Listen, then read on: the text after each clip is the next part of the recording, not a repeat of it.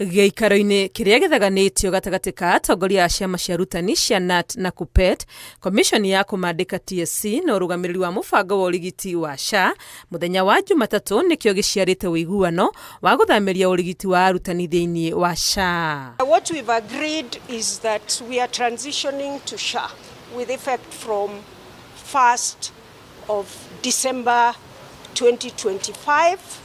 As you are aware, the medical scheme for teachers under MINET is coming to an end on 30. It is now official that teachers' medical cover will now be comprehensively undertaken by Social Health Authority.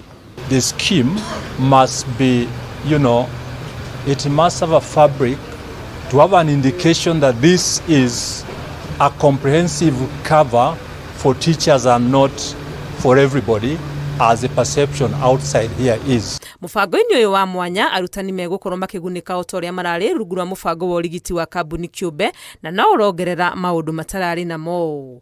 To have some other inclusions which in our view are very pertinent in a medical scheme for the teachers, and especially for those who have more children than 5, as the new cover has indicated that it will incorporate at least the principal, the wife, the spouse, or the wife, or the husband, and 5 children. The other scheme had structures right in the regions and the counties. It is the same thing that will happen here.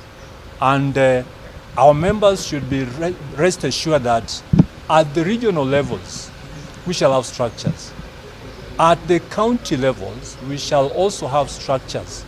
Finally, nationally, we shall have structures to look into it. Kuma o kũhũthĩrio ihinda rĩa kũhĩtũkĩrio ũrigiti nginyagia kwamũkĩra ũrigiti thibitarĩ-inĩ oro yothe no mamwe ma mawega marĩa arutani mereirwo kũgunĩka namo thĩinĩ wa SHA. We will actually have an expanded network of providers.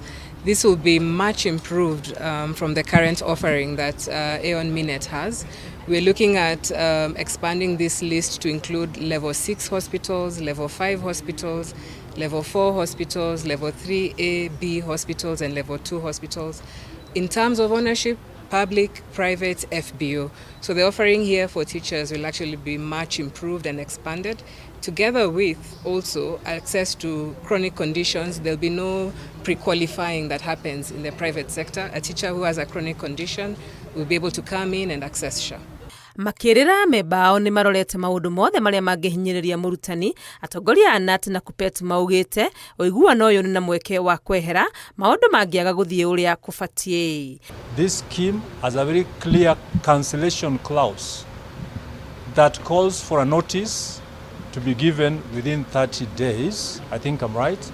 And then cancellation can come in 3 months.